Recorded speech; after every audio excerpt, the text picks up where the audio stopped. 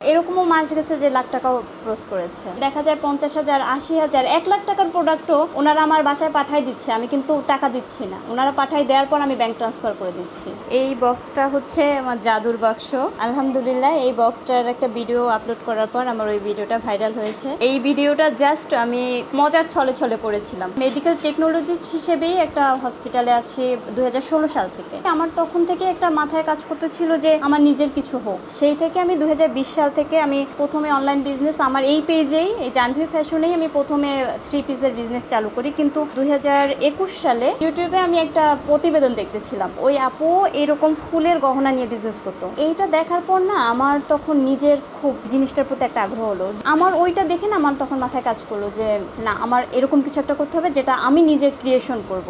আমি যখন এই প্রোডাক্ট কিনতে যাই আমাকে এক দোকানদার পাইকারি বলে সব রেগুলার দামে সেল করে, যেটা হচ্ছে আমার বিজনেসের প্রথম একটা ধাক্কা ছিল। তারপর আমি অনেক ঘাটতে একটা টাইমে গিয়ে আমি পাইকারি মার্কেটের সন্ধান পাই। যখন আবার শুরু করলাম তখন আমি আবার ধাক্কা পেলাম যে আমি এত প্রোডাক্ট তৈরি করছি, আমি ছবি দিচ্ছি, কিন্তু আমার সেল হচ্ছে না। তো আমি ধরে নিলাম যে না, আমার মনে হয় আবার বন্ধ করা লাগবে। মধ্যরাত্রে আমি এই চিন্তা ভাবনা করে ঘুমালাম। ভোর রাতের দিকে আমি হঠাৎ করে দেখলাম কি আমার পেজে কয়েকটা SMS যে একটা আপু বলে এই প্রোডাক্টগুলো আমাকে এত পরিমাণে আমাকে দিবে, তুমি ঘুম থেকে উঠলে আমাকে একটা ফোন দিও। তো এটা বলার পর আমি ওনাকে ওই ভোরবেলায় আমি ওনাকে নক দিছি, তখন মনে হয় 4:30 বাজে ভোর, যে আপু আপনি আছেন? উনি বলে আপু কল দিব। আমি বলে হ্যাঁ আপু কল দেন। তো কলে কথা বলার পর উনি প্রায় অনেক টাকার আমাকে অর্ডার করছে। কথা বলতে উনি বলে আপু তোমার বিকাশ নাম্বার দাও। বিকাশ নাম্বার দিলাম, দেখলাম কি একটু পরে উনি সত্যি আমাকে টাকা পাঠিয়ে দিচ্ছে। এই জায়গাটা থেকে তখন আমি আবার নতুন করে শুরু করলাম। তো দেখা গেছে আমি 5টা পর্যন্ত ডিউটি করে 5টার পরে সেই মার্কেটে গিয়ে আমার সেই প্রোডাক্টটা কিনে বাসায় আসতে রাত্র 11:30।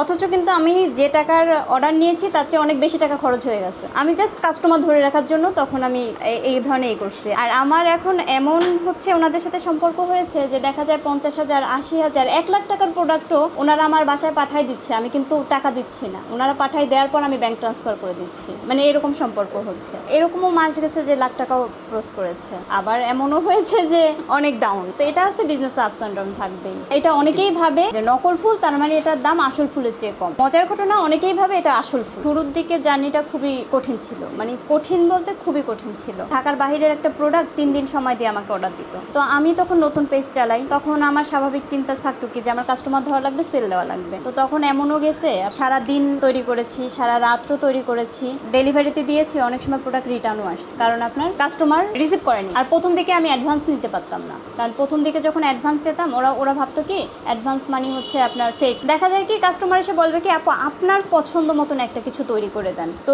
তখন না এটা আমাকে খুব ভাবায়। আবার কিছু কাস্টমার এসে বলবে কি আপু এই টাকা 2000 টাকার মধ্যে আমাকে এই জিনিসটা পুরো কভার করে দেন। ওই জিনিসটা হচ্ছে আমার জন্য আরো কঠিন হয়ে দাঁড়ায়। দেখা যায় যে জিনিসটা আমি 2000 টাকার মধ্যে নর্মালি সেল দিই, কিন্তু সে যখন আমার উপর ছেড়ে দেয় তখন সে অনেক বেশি টাকার প্রোডাক্ট পেয়ে যাচ্ছে, কারণ তখন আমি পারি না। এটার ঘটনা কি ছিল, বাঁধন আপু আমাকে জাস্ট অর্ডার দিয়ে উনি কনফার্ম করে গেল। তো আমি একটা নোট ডাউন করার সময় দেখতেছি আজমিরি হক। তো এটা দেখার পর ইভেন ছবিটা আমার একটু চেনা লাগলো, যে কে আমার তো চেনা লাগতেছে, এটাকে আসলেই বাঁধন আপু কিনা। তারপর আমি দেখলাম ভেরিফাইড, তখন আমি শিওর হলাম যে না এটা বাঁধন আপু। তারপর আমি নক দিলাম যে আপু আপনি কি সত্যি বাঁধন আপু? তারপর ওনাকে ফুল পাঠানোর পর উনি আমাকে অনেক ইন্সপিরেশন দিয়েছে, ইভেন অনেক প্রশংসা করেছে। ইভেন এই যে দেখেন উনি পরবর্তীতে এই ছবিগুলো উনি আমার পরে এই যে দিয়েছে, আরও বাকিগুলো পড়বে উনি বলছে, সবগুলোই আমাকে দিবে। এই যে আলহামদুলিল্লাহ এরকম আরও অনেক কাস্টমার আছে। আমার ব্যবসাটার পেছনে সবচেয়ে বড় অবদান হচ্ছে আমার হাজবেন্ড এবং আমার আব্বা। কারণ আমি ওই যে বললাম না আমার ব্যবসা অনেক ধাক্কা ছিল, বাবা অনেক সামাল দিয়েছে। আমার বাচ্চা যেহেতু ছোট, আমার হাজবেন্ড সবসময় আমার সাথে যেতে পারতো না। তো যখন আমি ওই যে অল্প প্রোডাক্ট কেনার জন্য মার্কেটে যাওয়া লাগতো তখন আমার আব্বা আমার সাথে করে যেত। ইভেন সে সবসময় বলতো যে তুমি যেহেতু শুরু করছো তুমি বন্ধ করো না, চালাও। ইভেন আমার হাজবেন্ডও সবসময় সেম কথাটাই বলতো।